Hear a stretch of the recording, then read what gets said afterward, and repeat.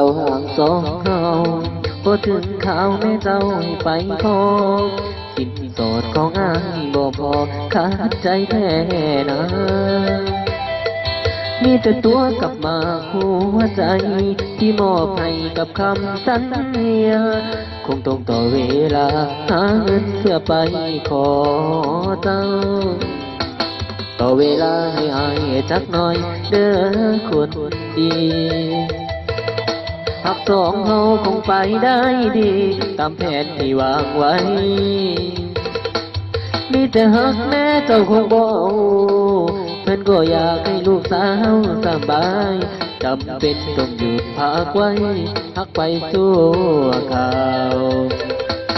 ต้นทุนของอ้ายบ่คือเขาหักสองเฮาอย่าให้มันจางลงขอเพียงให้เจ้ามั่นคงต่ออ้ายคนนี้เงินพ่อมือใดอ้ายสิไปขอแต่งลาคำแพงฝากบอกพ่อกับแม่ไอ้ฮักเจ้าฮักจริงฮักแท้ไอ้ให้สัญญาขอเวลาอีก2-3 ปีหักตาของดีเสื้อผ้าเด้อละหอดมือเฮานัดสัญญาขอน้องแต่งงานที่ได้ตอนนี้ก็คือคนหาเขาเข้มแข็งอย่านอกใจอย่าให้อภัยมาแทรกแทนที่หักเฮาฝากเดือนฝากดินฝากฟ้าจงหักตาคุ้มครองสองเฮาจะกลับมาสู่ขอแต่งเจ้าในมือเงินพอ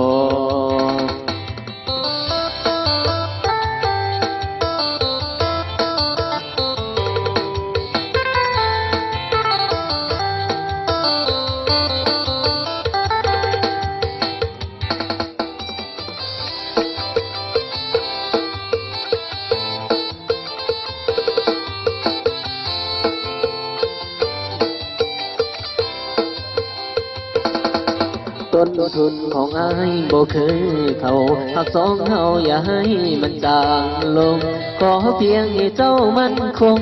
ต่ออ้ายคนนี้เงินพ่อมือใดอ้ายสิไปขอแต่งลากำแพงฝากบอกพ่อกับแม่อ้ายฮักเจ้าฮักจริงฮักแท้อ้ายให้สัญญาขอเวลาอีก2-3 ปีหักตาของดีเสื้อผ้าเด้อ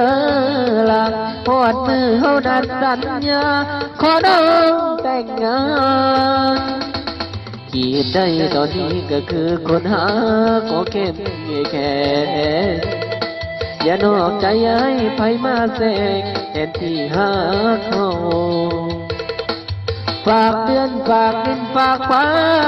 จงหักตาคุ้มครองสองเฮาจะกลับมาสู่ขอแต่งเจ้าในมือเงินพอ